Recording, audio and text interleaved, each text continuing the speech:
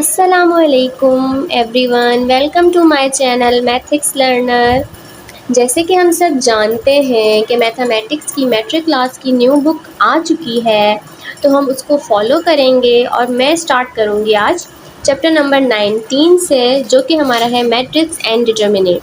इसकी थ्योरी हम इसलिए पढ़ रहे हैं क्योंकि हम जानते हैं हमारे एग्ज़ाम में 40% अब MCQs आते हैं, जिसकी वजह से हमें इसके बारे में इंट्रोडक्शन पता होना चाहिए। ठीक है, तो हम स्टार्ट करते हैं डिफाइन मैट्रिक्स।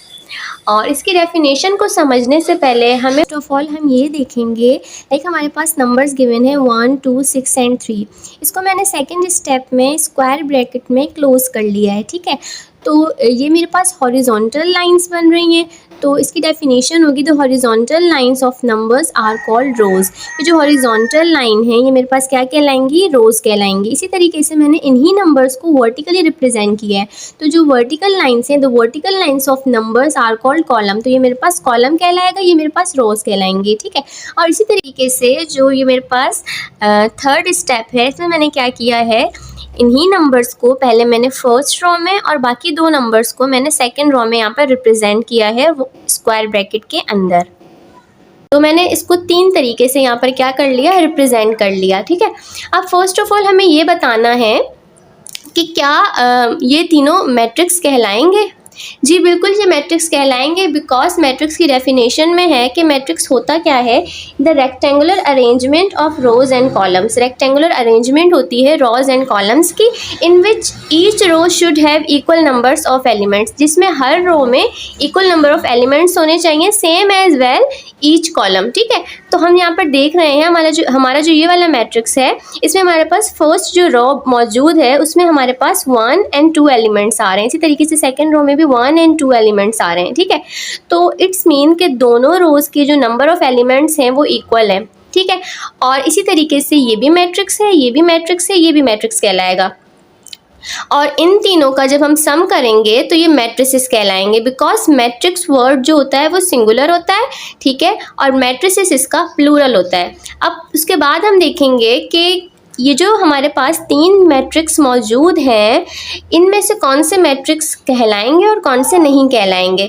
तो हम अपनी डेफिनेशन पे जाएंगे, जो डेफिनेशन हमें ये बता रही है कि equal numbers and equal number of elements rows and columns के जो हैं वो मैट्रिक्स कहलाते हैं। तो हम यहाँ पर देख लेते हैं, फर्स्ट हमारे पास 2 रोज हैं, 2 कॉलम्स हैं। ठीक है, तो रोज को देख लेते हैं, ये हमारी फर्स्ट रो है, ये हमारी सेकेंड रो है, इसमें भी 2 एलिमेंट्स हैं, इसमें भी 2 एलिमेंट्स हैं। ठीक है, रोज तो इक्वल है, रोज में तो नंबर ऑफ एलिमेंट्स इक्वल है। अब कॉलम को देख लेते हैं, ये हमारा फर्स्ट कॉलम है, ये हमारा सेकंड कॉलम है। ठीक है, इसमें भी नंबर ऑफ एलिमेंट्स इक्वल हैं, तो इट्स मीन क्या मैं कह सकती हूँ ये मैट्रिक्स है। जी, ये हमारे पास मैट्रिक्स होगा। अब इसी तरीके से मैं यहाँ पर देख लेती हूँ कि मेरे पास ये जो फर्स्ट रो है इसमें 2 एलिमेंट्स हैं और सेकेंड रो में जस्ट 1 एलिमेंट है, तो इसको मैं क्या मैं कह सकती हूँ मैट्रिक्स है, बल्कि नहीं, ये हमारे पास मैट्रिक्स नहीं हो सकता है। ठीक है, इसी तरीके से मैं अपना थर्ड वन देख लेती हूँ, इसमें मेरे पास फर्स्ट रो में जस्ट 2 एलिमेंट्स हैं और सेकंड रो में 3 एलिमेंट्स हैं, तो ये भी मेरे पास मैट्रिक्स नहीं है अकॉर्डिंग टू डेफिनेशन, क्योंकि डेफिनेशन के मुताबिक हमारे पास number of elements rows and columns में सेम होने चाहिए। बेसिकली फिर हमने क्या समझा, हमने यहाँ पर ये समझा इस डेफिनेशन के अकॉर्डिंग कि नंबर ऑफ एलिमेंट्स चाहे रोज हों या कॉलम, दोनों में ही इक्वल होने चाहिए। ठीक है, और जैसे कि यहाँ पर हमने देखा कि फर्स्ट रो में 2 एलिमेंट्स हैं, सेकंड में नहीं है, तो इट्स मीन कि हम ये समझ गए कि ये मैट्रिक्स नहीं होता है। इसी तरीके से हमारे पास जो थर्ड है वो भी मैट्रिक्स नहीं है, सिर्फ फर्स्ट वाला हमारे पास मैट्रिक्स कहलाएगा। ठीक है, अब हम नेक्स्ट समझते हैं।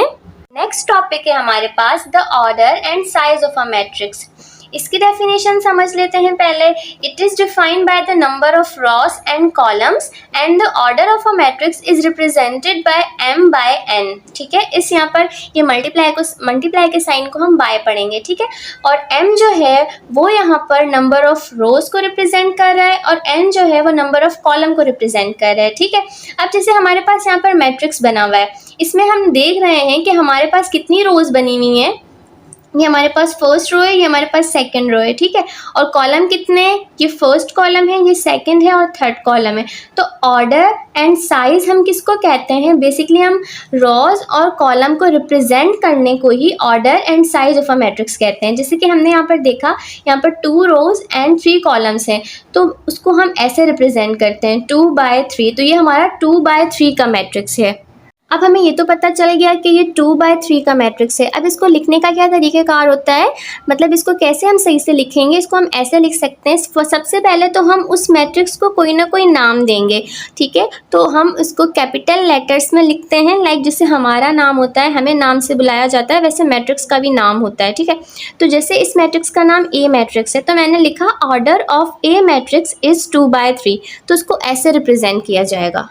Order and size of matrices के बाद अब आ जाते हैं हम टाइप ऑफ मैट्रिसेस पे, और हमारी फर्स्ट टाइप है रो मैट्रिक्स। रो मैट्रिक्स की डेफिनेशन क्या है देख लेते हैं। A matrix having one row is called row matrix.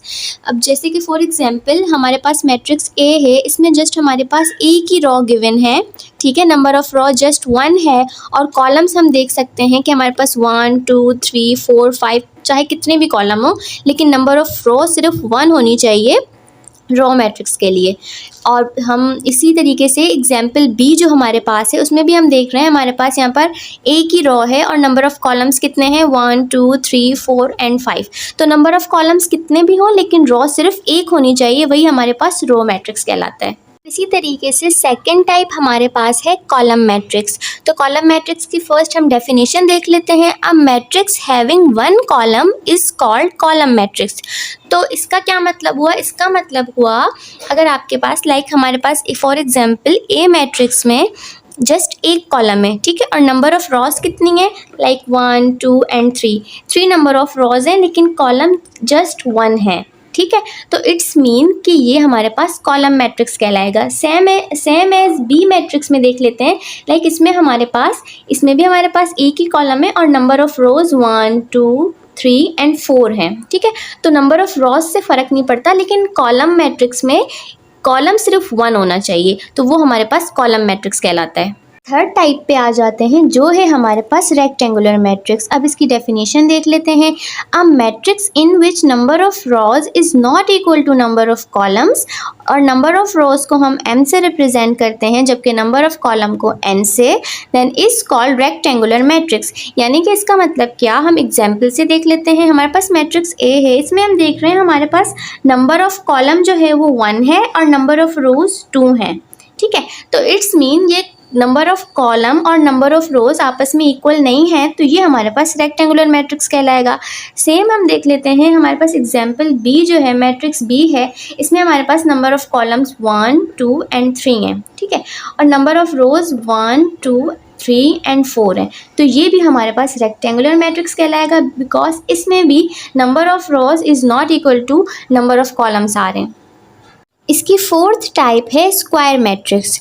Square matrix की डेफिनेशन क्या है, a matrix in which number of rows is equal to number of columns, और नंबर ऑफ रोज को हम m से रिप्रेजेंट करते हैं जबकि नंबर ऑफ कॉलम्स को n से, तो ये हमारे पास क्या कहलाते हैं, स्क्वायर मैट्रिक्स कहलाता है, ठीक है। तो इसकी हम एग्जांपल देख लेते हैं। इसमें हमारे पास जो कॉलम हैं वो भी 1 एंड 2 हैं और जो रोज हैं वो भी 1 एंड 2 हैं। इसकी सेकंड एग्जांपल देख लेते हैं। इसमें हमारे पास कॉलम 1 2 एंड 3 हैं और रोज 1 2 एंड 3 हैं, यानी कि number of rows is equal to है नंबर ऑफ कॉलम के, तो ये हमारे पास स्क्वायर मैट्रिक्स कहलाता है। इसके बाद हमारे पास फिफ्थ टाइप है ज़ीरो और नल मैट्रिक्स। इसकी डेफिनेशन देख लेते हैं। अ ज़ीरो और null matrix is a matrix in which each element is equal to zero, it denoted by O, ठीक है। इस मैट्रिक्स को ओ से डिनोट किया जाता है और इसके अंदर जितने भी एलिमेंट्स होते हैं वो सिर्फ और सिर्फ ज़ीरो होते हैं, उसको हम ज़ीरो या नल मैट्रिक्स कहते हैं। इसके अलावा कोई और एलिमेंट्स नहीं होते। कि 6 टाइप पे आ जाते हैं, जो कि हमारे पास डायगोनल मैट्रिक्स। तो इसकी डेफिनेशन देख लेते हैं। A square matrix is called diagonal matrix it's mean कि जो स्क्वायर मैट्रिक्स होता है जिसमें नंबर ऑफ कॉलम्स बराबर होते हैं नंबर ऑफ रॉस के, ठीक है, वही हमारे पास डायगोनल मैट्रिक्स भी होता है। लेकिन इसमें एक कंडीशन है, if all the elements of matrix are zero except at least one element of main diagonal. इसमें ये बताया जा रहा है कि ये जो मैंने आपको यहाँ पर नज़र आ रहा होगा, ये आपके पास डायगोनल है जिस पे मैंने ये मार्किंग की है, ठीक है। और इसमें इन्होंने ये कहा है कि इसके अलावा सारे एलिमेंट ज़ीरो होने चाहिए, लेकिन डायगोनल के एलिमेंट्स जो होने चाहिए वो ज़ीरो के अलावा होने चाहिए। तो ये हम फर्स्ट अपना ये मैट्रिक्स ए में देख रहे हैं, और सेम इसी तरीके से मैट्रिक्स बी में भी जो है सारे एलिमेंट ज़ीरो होने चाहिए, सिर्फ जो डायगोनल में एलिमेंट्स हैं वो ज़ीरो नहीं होने चाहिए। तो वही हमारे पास डायगोनल मैट्रिक्स कहलाता है। हमारे पास सेवेंथ टाइप है स्केलर मैट्रिक्स की, तो इसकी डेफिनेशन भी अब देख लेते हैं। A diagonal matrix in which diagonal elements are same. Like scalar matrix भी हमारे पास डायगोनल मैट्रिक्स, और डायगोनल मैट्रिक्स ही हमारे पास स्क्वायर मैट्रिक्स होता है ना, यही होता है ना, क्योंकि इसमें हमारे पास कॉलम्स एंड रोज इक्वल होते हैं, ठीक है। तो इसमें हमारे पास क्या खास बात है स्केलर मैट्रिक्स में, ये खास बात है कि इसमें जो हमारे पास मैट्रिक्स है, इसमें जो डायगोनल एलिमेंट्स हैं हमारे पास, जो जहाँ पे मैंने ये डॉटेड लाइन बनाई है, ये मेरे पास डायगोनल एलिमेंट्स हैं, तो इसमें मेरे पास डायगोनल एलिमेंट्स सेम होने चाहिए। लाइक इससे पहले जो मैंने डायगोनल मैट्रिक्स पढ़ा उसमें जो डायगोनल एलिमेंट्स थे वो मेरे पास डिफरेंट भी आ सकते हैं, लेकिन स्केलर मैट्रिक्स में मेरे पास डायगोनल एलिमेंट्स सेम आने चाहिए। जैसे मैट्रिक्स ए में हमने देखा, और इस तरीके से मैट्रिक्स बी में हम देख रहे हैं कि इसमें भी हमारे पास डायगोनल एलिमेंट्स सेम हैं, ठीक है। तो जिसमें हमारे पास बाकी सारे एलिमेंट ज़ीरो और सिर्फ डायगोनल में सेम एलिमेंट आते हैं, वो हमारे पास स्केलर मैट्रिक्स कहलाता है। अब इसकी एट्थ टाइप देख लेते हैं, जो कि है हमारे पास आइडेंटिटी या फिर यूनिट मैट्रिक्स। अब इसकी डेफिनेशन पे आ जाते हैं। A diagonal matrix in which each element of main diagonal is one, it denoted by I. अब इसका क्या मतलब है? इसका मतलब है जो हमने स्केलर मैट्रिक्स में पढ़ा कि हमारे पास एलिमेंट सेम होने चाहिए, ठीक है। यहाँ पर आइडेंटिटी में सेम तो होने चाहिए, लेकिन इसमें सिर्फ और सिर्फ हमारे पास वन एलिमेंट होना चाहिए डायगोनल में, इसके अलावा कोई एलिमेंट हमारे लिए काबिल कबूल नहीं है, ठीक है। तो आइडेंटिटी मैट्रिक्स क्या होता है, इसको हम आई से रिप्रेजेंट करते हैं, और इसके डायगोनल में हमारे पास वन एलिमेंट होना चाहिए, और इसके अलावा बाकी जगह पे ज़ीरो होना चाहिए, तो वो हमारे पास आइडेंटिटी मैट्रिक्स कहलाता है। अब इसकी नाइन्थ टाइप है हमारे पास ट्रांसपोज ऑफ अ मैट्रिक्स, ठीक है। अब इसकी डेफिनेशन देख लेते हैं। A matrix that is obtain by interchanging the rows into columns और column into rows is called transpose of a matrix. अब इसका क्या मतलब है? इसका मतलब है कि हमारे पास जो कॉलम्स होते हैं, जो कॉलम गिवन होते हैं, उसको हम रो में चेंज करते हैं। लाइक हमारे पास ये मैट्रिक्स गिवन है, इसमें हमारे पास कॉलम गिवन है 1 4 0, ठीक है। इसको मैंने किस में चेंज किया?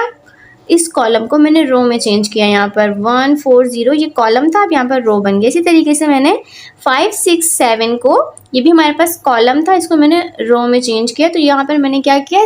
इस मैट्रिक्स का ट्रांसपोज किया, ठीक है। तो ट्रांसपोज ऑफ अ मैट्रिक्स क्या होते हैं?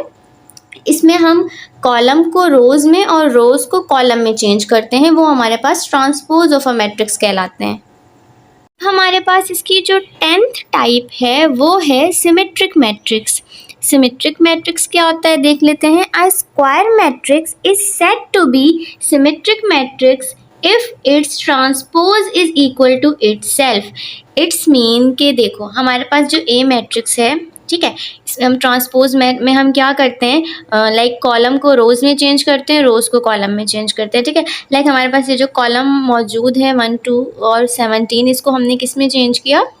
इसका ट्रांसपोज किया, तो हमने इसको रो में चेंज किया 1 2 17, और इसी तरीके से सेकंड कॉलम को भी रो में चेंज किया, थर्ड कॉलम को भी रो में चेंज किया। तो हमने ऑब्जर्व की एक बात कि ये तो खुद इटसेल्फ ट्रांसपोज होने के बाद दोबारा से यही वाला मैट्रिक्स बन रहा है, ठीक है। तो ये हमारे पास सिमेट्रिक मैट्रिक्स कहलाता है। अब हमारे पास टाइप्स ऑफ मैट्रिक्स की लास्ट टाइप है स्क्यू सिमेट्रिक मैट्रिक्स। इसकी डेफिनेशन देख लेते हैं। A square matrix is said to be skew symmetric matrix if its transpose is equal to negative itself. अब इसका क्या मतलब है, एग्जाम्पल में देख लेते हैं। इसका मतलब है कि जब हम यहाँ पर ट्रांसपोज ले रहे हैं इस मैट्रिक्स का, ट्रांसपोज का मतलब होता है रो को कॉलम में और कॉलम को रो में इंटरचेंज करना। तो यहाँ पर हम इस कॉलम को हमने रो में चेंज किया, ठीक है। इसी तरीके से सेकंड कॉलम को भी हमने रो में चेंज किया, थर्ड कॉलम को भी रो में चेंज किया। तो हमने एक चीज़ नोट की, हमने ये नोट किया कि ये जो हमारे पास फर्स्ट ट्रांसपोज होने से पहले जो मैट्रिक्स था और ट्रांसपोज होने के बाद जो मैट्रिक्स आया वो दोनों इक्वल हैं, लेकिन फ़र्क सिर्फ इतना है कि यहाँ पर जिस पे नेगेटिव साइन था, जिन एलिमेंट्स के साथ नेगेटिव साइन था, वहीं ट्रांसपोज लेने के बाद उन एलिमेंट्स के साथ पॉजिटिव आ गया और जिनके साथ पॉजिटिव साइन था उनके साथ नेगेटिव साइन आ गया, ठीक है। तो इट्स मीन कि जो हमारे पास ट्रांसपोज होने के बाद मैट्रिक्स आया, ठीक है, और नेगेटिव साइन के साथ, वो हमारे पास क्यू सिमेट्रिक मैट्रिक्स कहलाता है। लाइक हम यहाँ पर इसके फॉर्मूले में भी देख रहे हैं कि ट्रांसपोज होने के बाद एग्जैक्ट वही मैट्रिक्स आया है, लेकिन बस फ़र्क क्या है कि जिनके साथ नेगेटिव साइन था उनके साथ पॉजिटिव आ गया और जिनके साथ पॉजिटिव साइन था उनके साथ नेगेटिव आ गया।